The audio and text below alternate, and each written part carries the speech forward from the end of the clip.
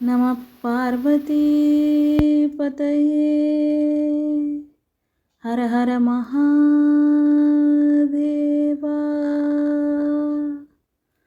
தெய்வத்தின் குரல் 3ஆம் பாகம் 38ஆம் பகுதி. சமூக தனிவாழ்க்கை நெறிகள் பரோபகாரம்.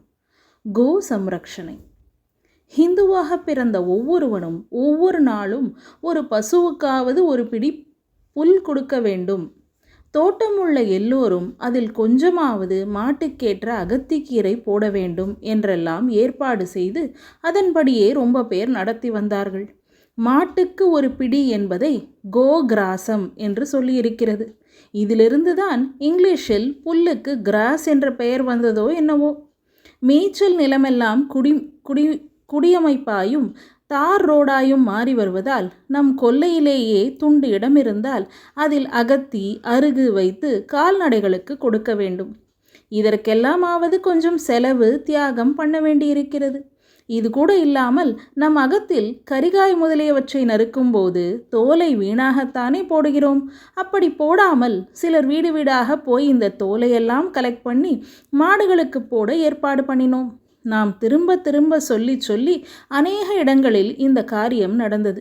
இப்போதும் கூட பல இடங்களில் தொடர்ந்து நடக்கிறது. உண்டி வாயிலே மெக்கானிக்கலாக பணத்தை போடுவது பெரிசில்லை.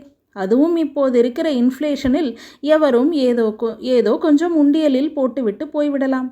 அதுவும் பண்ண வேண்டியதுதான்.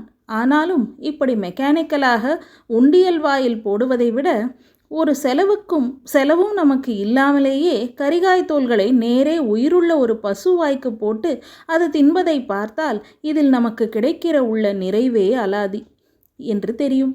சேவையிலே இதுதான் முக்கியமான அம்சம். அதில் பணமும் உழைப்பும் பேசுவதை விட ஜீவனோடு ஜீவன் பேச வேண்டும். சேவை செய்கிறவர்கள் சங்கமாக ஒன்று கூடும்போது இப்படி உயிர் தொடர்பு ஏற்படுவது மட்டுமன்றி சேவைக்கு பாத்திரமாகிறவர்களையும் நேரே தங்களோடு தொடர்பு படுத்தி கொள்ள வேண்டும். ஒரே ஈஸ்வரன்தானே இத்தனை ஜீவன்களுமாயிருப்பது. ஜீவலோகத்துக்கு சொருகிற அன்பினால் சேவையால் அந்த ஈஸ்வரத்துவத்தை அனுபவித்து அவனுக்கு வழிபாடாகவே இதை செய்வதுதான் சேவையின் சாரம். கறவை நின்ற மாடுகளை அடிமாட்டுக்காக விற்காமல் ஜீவிய காலம் வரை அவற்றை காப்பாற்ற வழி செய்ய வேண்டியதும் நம் ஒவ்வொருவருக்கும் உள்ள கடமை. தாயாருக்கு செய்ய வேண்டிய கடமைக்கு சமதையான கடமை. பகவத் சிருஷ்டியிலேயே தன் கன்றுக்கு வேண்டியதை விட உபரியாக மற்றவர்களுக்கென்றும் பாலை சுரக்கிற பசு நமக்கெல்லாம் தாயார்தான். ஆப்கானிஸ்தான் மாதிரியான துருக்க ராஜ்யங்களில் கூட பல வருஷங்கள் முன்பே கோஹத்தியை பேன் செய்திருக்கிறார்கள். நம் தேசத்தில் பிரிட்டிஷ்காரர்கள் இதில் வேண்டுமென்றே மதத்வேஷங்களை தூண்டிவிட்டிருந்தார்கள். எந்த சர்க்கார் இருந்தாலும் எந்த சட்டம் வந்தாலும் வராவிட்டாலும் பசுக்கள் கசாப்பு கடைக்கு போகாமல் பார்த்து கொள்ள வேண்டியது நம் புனிதமான கடமை என்று நாம் இருந்தோமானால் கோமாதாவுக்கு ஹானி இல்லை. இதிலே நாம் குஜராத்தி மார்வாரிகளை பார்த்து அவர்களிடமிருந்து கற்றுக்கொள்ள வேண்டும். கோபாலகிருஷ்ணன் வாசம் பண்ணின பிரதேசமானதால் போலிருக்கிறது இவர்களுக்கு கோரக்ஷணத்தில் அலாதி பற்று இருக்கிறது. முன்காலங்களில் பசுமடம் என்று வைத்து நம் கிராமமெல்லாம் போஷிக்கப்பட்ட இந்த தர்மத்தில் பிற்பாடு நாம் சாரத்தை இழந்துவிட்டோம். ஆனால் பிஞ்சர போல் கோஷாலா என்று வைத்து இந்த வடக்கத்திக்காரர்கள் எத்தனை வாத்சல்யத்தோடு பக்தியோடு பசுக்களை பராமரிக்கிறார்கள். கோவதை கூடாது என்ற சட்டம் பண்ணிவிடலாம்.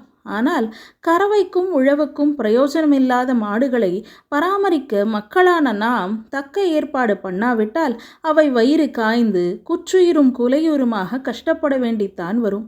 கோரக்ஷணம் என்பது ஜீவகாருண்யத்துக்கு ஜீவகாருண்யம். அதுவே ஒரு பெரிய லக்ஷ்மி பூஜையும் ஆகும். நம பார்வதி பதயே ஹர ஹர மகாதேவா.